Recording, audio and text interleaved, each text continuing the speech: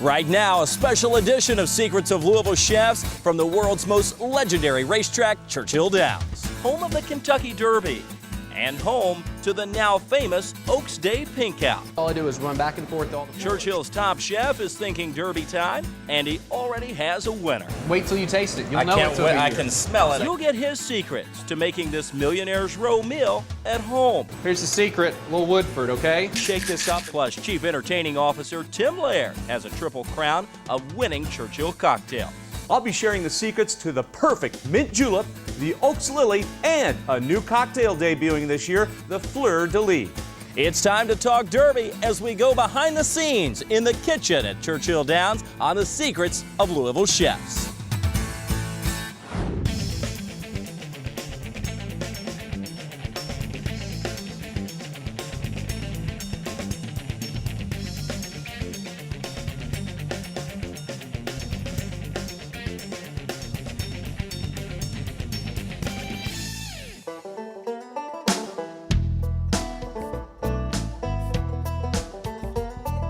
Hi, everybody, and welcome to Secrets of Louisville Chefs. I'm Kevin Harned, coming to you from between the Twin Spires here at historic Churchill Downs, where we're going to reveal the secrets to a Millionaire's Row menu. Chef JoJo Doyle is in charge of that, along with all other food served at Churchill Downs. I'm in charge of all the food. It's a tall order, even taller than the Twin Spires themselves. You just got to plan, brother. That's all you got to do is plan. From hot dogs to hot browns, they do it all at Churchill, and they do it big, especially when it comes to serving the stars up on Millionaire's Row. You can treat yourself like royalty when you learn the secrets to making the same meal at home. For that, I got together with executive chef JoJo Doyle. Welcome to the kitchen. You ready to start cooking? I'm ready. Okay, so the first thing I want you to do is we're going to cook just like we would at home. We're going to start with the first ingredient that takes the longest. Okay. Since we're going to do those sweet potatoes, I want you to start. I've already peeled them because I don't know how good you are at peeling. Can you We'll buy find them it. like this? You actually can, but you know, I want you to start peeling that, and I'll start on something over here that's going to affect the dessert. Am I using this thing? That's the one and only right there, buddy. That's my private knife. Here, show me. You are killing me right now, I swear. Okay, push down, push down. Boom. There we go. Okay, boom. Right, now See? I've got it. Now you got it. There you go. Look at that. Okay, start with cold water when you do your potatoes. Watch out. That's why I've got a chef's coat on. You're ready. You dump it in there. We'll throw this on the stove. We'll let these start working. Okay, perfect. Now it's time to make some candied spicy pecan nuts that are going on top of the sweet potatoes. The best way to start that is with some whole butter. So once you put the butter in there. Okay, now this is more my speed right here. Right, yeah, just dump it in there. Wow, okay. And then just a little bit of brown sugar. Okay. Nothing to that. Put that on the stove. Let that melt down. Here's the secret, Little Woodford, okay? Just a little bit. Just a little bit. You know, it is, but you know, if you can't stand the heat, it's almost at that caramel That's a state. sign of goodness. Oh man, you can smell it, right? Yeah, you can. So these are great. The heat-resistant rubber spatula, nothing Okay. sticks to them. Give them a stir, and then all you got to do is wait.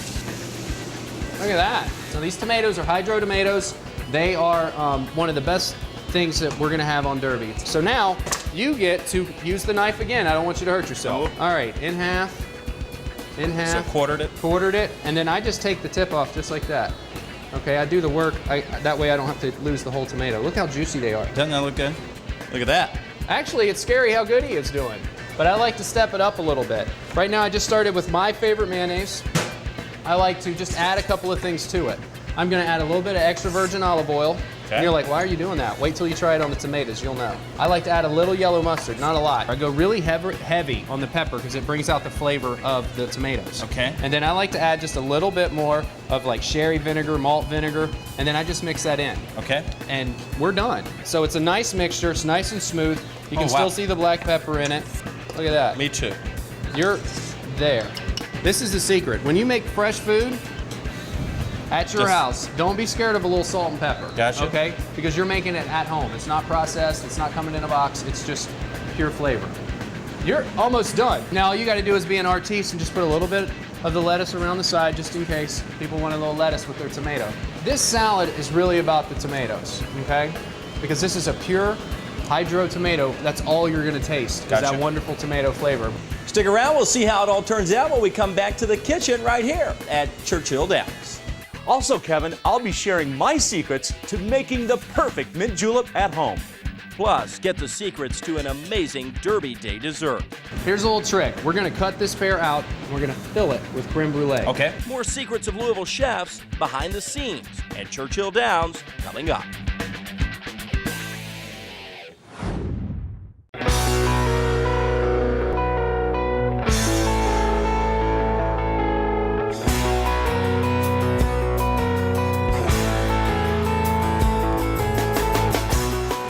Welcome back to Secrets of Louisville Chefs. I'm Kevin Harnett in the kitchen here at Churchill Downs preparing that Millionaire's Row meal with Chef JoJo. We're going to get to more on that in just a second. But first, let's check in with our Chief Entertaining Officer, Tim Lair, for some Derby Day favorites in the form of cocktails.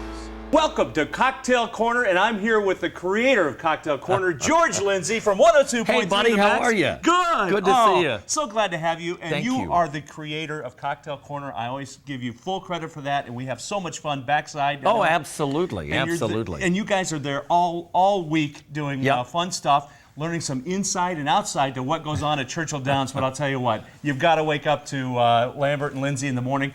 George Lindsay, Linda Lambert, Aaron Miller. It's a great time, and especially tune in Derby week when you find all the information. we do a radio version of this very thing, Cocktail Corner. Exactly. We have Max the blender, everything that we do out there. So That's fun, I'll tell you. Now, on this part, we're going to actually show everyone how to make the perfect mint julep at home. perfect. Exactly. Now, Okay. here's the secret. I want to start out with 1 part water, 1 part sugar, and 1 part mint. Now, what you do is you bring the sugar and the water to boil in a saucepan, stirring to dissolve all the sugar, take it off the heat, add in your mint, just like you're making a tea, and let it steep in there for about 20 minutes. Okay. Strain it off, and then let it cool, put it in your refrigerator, and then you have this mint simple syrup. So you can make this by the gallon if you want, depends on how many mint juleps you want to make. But here's how easy it is to make a mint julep with no muddling, and it really does taste the best. Okay. I'm gonna put in about 2 parts, depends on how many drinks you want to make, of Woodford Reserve to 1 part of my mint simple syrup that we just made, George. okay, And we're gonna give this a good shake. I know this is our favorite time. that's right.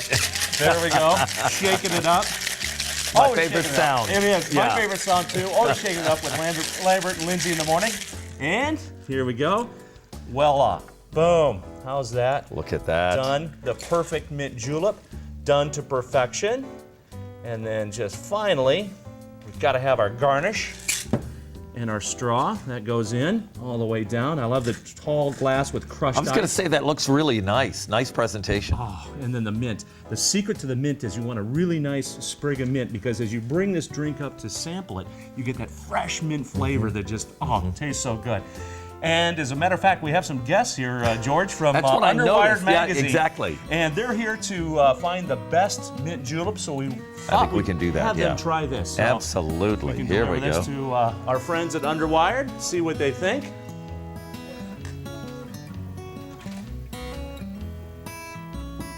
It was delicious. It doesn't taste like the ones in the infield. It was really good, and it was really subtle. It was just very tasty, very sweet treat.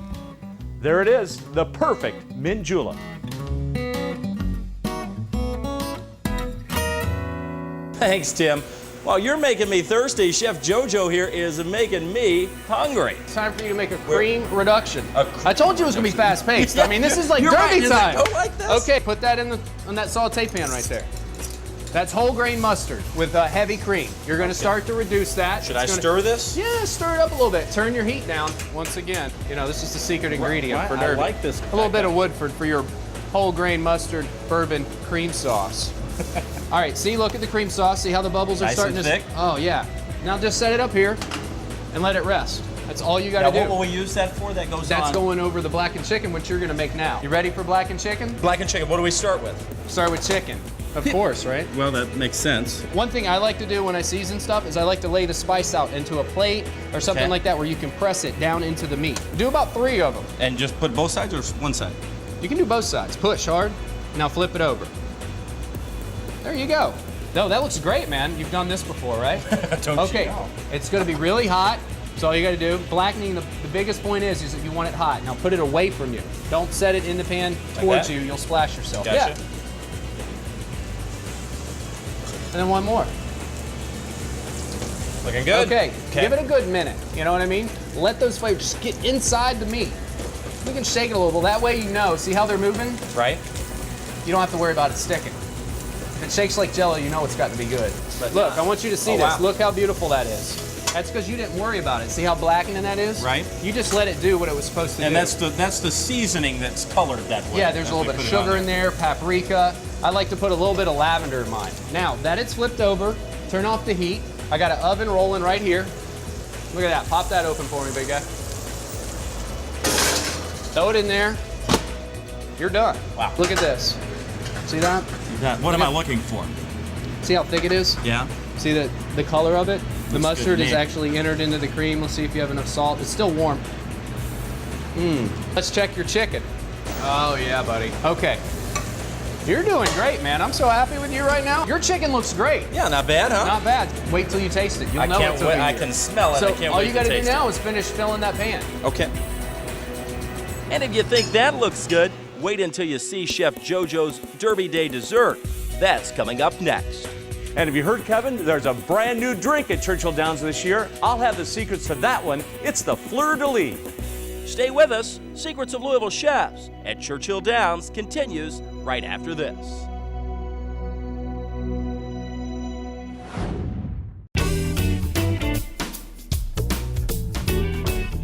Welcome back to Secrets of Louisville Chefs. We're with the top chef at Churchill, Chef JoJo Doyle, who's responsible for every meal served at the track, year-round. This is a poached pear that we'll be serving on dessert for O's. Basically, you peel it, and then you take a wine reduction, which we're going to put in a pot, and we're just going to poach it. When you poach something, you cook it low and slow. Straight port wine, I just want to cover the pear. Gotcha. Here's the sugar, and then I'm going to add a little bit of water to it.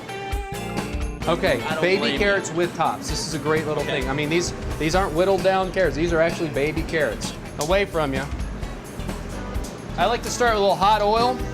As they're cooking, you can see the color starting to pop on them. Right. Let's just drop a little bit of butter in there to add that extra flavor. It's called compound oil right there. Now all you gotta do is just stir it. Look at the color. You know what? That looks so good, I want some more, so I'm gonna put some more in there. Okay. I want you to get a little bit of brown sugar. There we Just go. put that right over the top. Hell, you know what? Put the rest of it in there. That's what I thought. That's gonna look nice. Even. Now look. See the brown sugar going in the butter and the oil? Right. Look at Oh, that. We got man. a nice little sauce. I'm gonna kick that up, just a little heat on it. I don't want it to slow down the cooking process right there. Your pear is done. Here's a little trick. We're gonna cut this pear out and we're gonna fill it with creme brulee. Okay. So I take like a little ice cream scoop. See how it just walks around in there? Look at that. Put your thumb on it. Look at that. You're making a little bowl. Here's a little creme brulee mix. Now, all you're gonna need to do is, since I'm gonna wash my hands off, you get to do this alone. I'm gonna turn my back. Don't Okay. mess this up. You All you gotta do is fill that spoon up. need to run somewhere. I got this You covered. got that Listen, covered? They're waiting on me out there. I'm gonna.